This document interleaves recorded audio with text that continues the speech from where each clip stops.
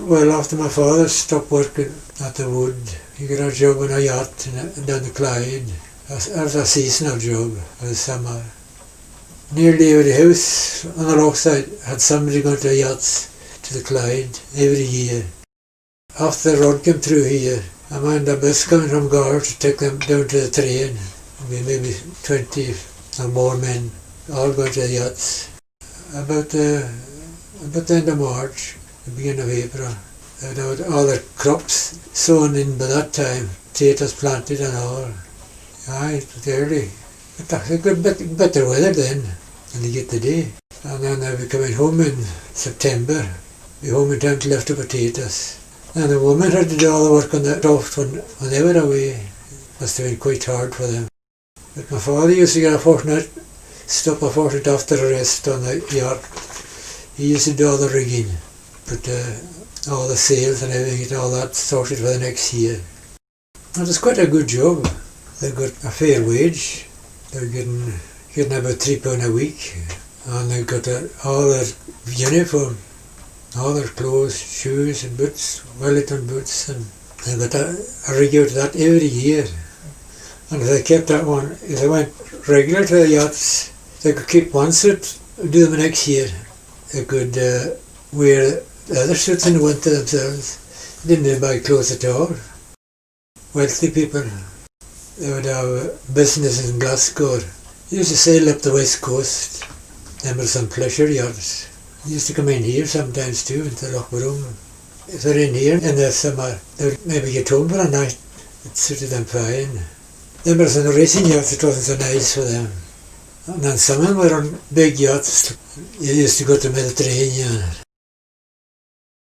Most of the men there were yachtsmen. They were, some of them on the Clyde, some of them even far down as Cowes and down all that area. And they had retainers from the yacht owners so that they would come back next year. The retainer wasn't very much, but it was just a little something to get them incentive to come back. I've seen letters in the house from them. At the end of the season they would give you a reference, you know, if you were leaving or they were packing in. And I've seen references there from way back in the early 20s that he would get from the previous owner if he was changing over. A lot of the time I can remember very often them coming into the loch, and this was one of their favourite haunts. One of the boats that came into the loch was called the Sylvander, and I can remember being on it as a very young child, being taken aboard by my father to see her. There was the Medea, I think the other was Mimosa, there was Ronaldo. They were called into all of it. It was part of the sort of the route they would take, you know, for the hot summer holidays, summer cruising, like, you know. And then of course there was the racing yachts on the Clyde. They wouldn't come up, but because they were more involved with the races and regattas and all that. The likes of Liptons and Singers and all these people, they were the people that owned them. And their work was seasonal. So when they went away, if they were called in early to prepare the yachts for the season, it meant that the spring work wasn't done. And the same thing applied at the end when they were cutting the corn and all that. If they were away, the next door neighbour was there, he'd come and cut the corn for you. And that was the way things went in these days. The people here were seafaring people. They were more or less, the sea was their life, wasn't it? So obviously they were good seamen. And people living in these sort of areas, to exist in these areas, they had to use their own initiative as well. I mean, they couldn't depend on somebody else to do it. In a lot of the cases, it would be a case of if the captain of that boat was from the area, he would know people. And it's far better somebody you know than a stranger. And he would know their capabilities before he would send for them. So that is why it was sort of passed on from one to the other. They were given a uniform as such. And emblazoned on the form would be the name of the boat and where it was, Royal Naval Yachting Club or whatever club they belonged to. And of course they were given that every year, so that was a part of their clothes even after, although they weren't on the board, it was a nice warm jersey for the winter. This is the uniform they were given and a pair of trousers. And of course it was a great occasion when the yachting season finished, because it invariably finished about the same time for them all. And they'd all come home and have a drink, and you can imagine it. The yachtsmen had to be away to the yachts at a certain date, and if the ground wasn't turned, there was no crop. We turned the croft with the Cascrown, and the Cascrown would be out in March, and my father would line out the land that had to be ploughed. But I've seen my sister Greta putting potatoes in the ground, and when she was lifting the seaweed there, the ground was black below the snow, with poor hands, poor soul. Once the crop was planted, they were off. My father, John McLennan, he was called the Paulie actually. Very often he was kept on with a retainer, so that he would come back next year. He got his kit bag all ready, everything in order, and two of us would have the dinghy, and he would be put across the loch to the mill. And then he was off, and every week, without fail, a letter came to my mother with the money for the week. £1 a week we were getting for 9 mouths to feed. He was only getting 38 shillings a week. I remember always my father coming back. There was that big thing across, you wouldn't dare be late for the mill. And he was arriving. And he always had his kit bag, like a sailor, And he had other stuff. And he would arrive over the loch, and he would make the boat safe. And he would come up to the house, and he would make welcome to the mother, of course, family, and he would open the case, and out would come the bottle of whisky, and he would put a dram round for those who he reckoned was old enough. The yachts he was on, a lot of them went up to Sweden and Norway to the fjords, and he loved that, and he loved Spain and these countries.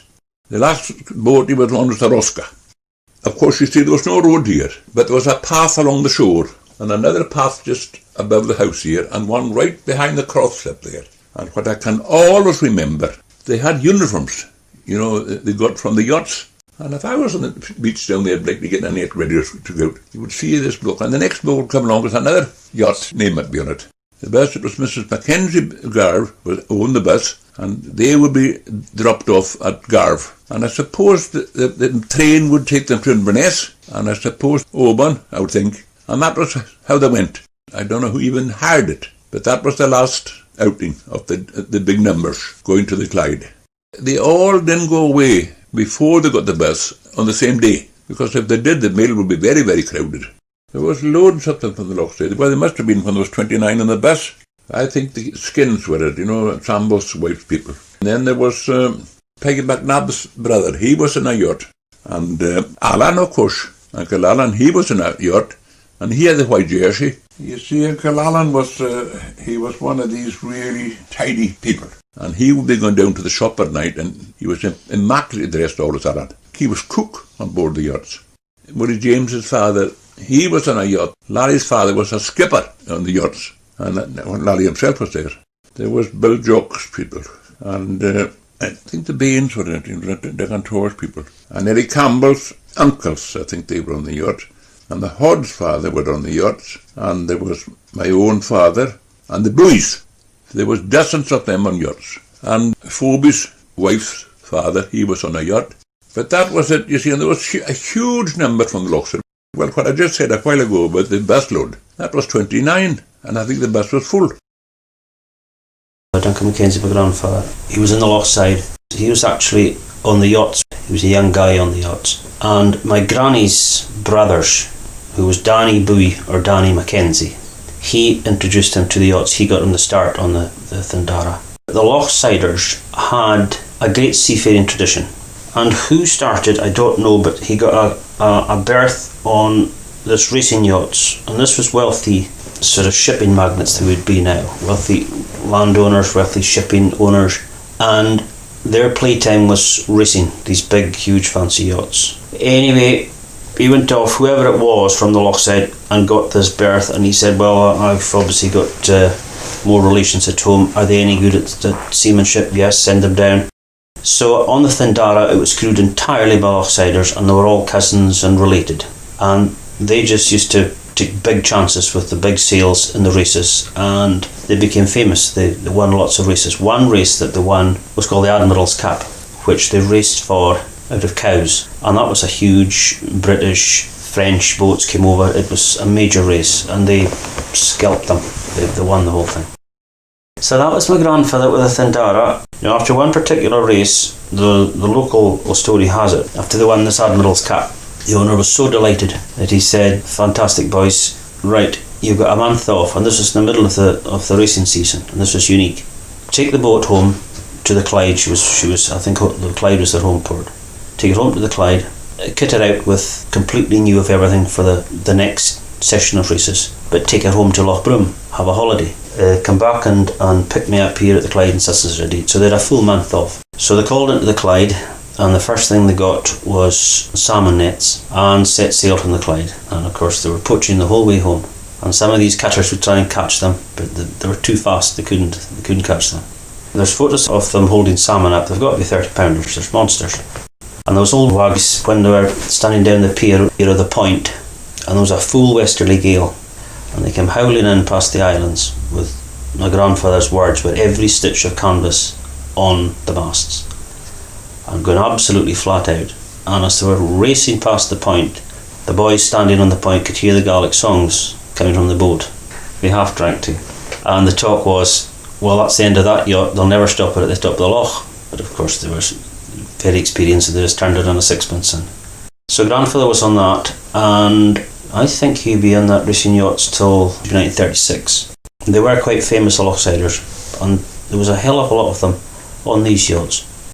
My father was a crofter fisherman, and he was also a yachtsman. He was steward on a number of sailing yachts in the summertime, of course. That system worked well because my father, like others, they did their spring work on the crops, planted the crops, etc. And then they upped and up down to the Clyde for the summer and to get home in time for the autumn harvesting for the winter, and then the fish during the winter months. They were all yachtsmen from the area, which I myself ended up being. In 1946, I joined the yacht Fiumara in Port Bannatyne. Fiumara was a lovely boat built by Stevens of Glasgow, very fast sailing boat, and she raced against the famous Thindara, which was crewed by lettersmen. The Fiumara belonged to a Colonel Wordy of Glasgow, and his business was deliveries from the railway stations in all the railways in Scotland, Wordy and Company of Glasgow. It was a great thing on a Friday night. They all used to come down by train to Gourock, and the yachts used to set off on the Friday afternoon from Hunters Quay, Dunoon, Sandbank, all these Clyde ports, up to meet the bosses at Port Glasgow or Greenock, where they come off the train. And then with all these little launches all lined up waiting, our bosses coming aboard. And Colonel Wordy used to say to me, "Get me aboard before the others and I'll give you half a crown." Our skipper, Dan McFarlane, he was a great sailing skipper. He used to have all the sails up on Fiumara and tacking back and forth. And then when he saw me coming out, he would tack into the wind and then lay Fiumara over with all these sails, hook up onto the launch, and he would take it back on even keel and lift the boat right out of the water onto the davits. They were fantastic sailors, you know.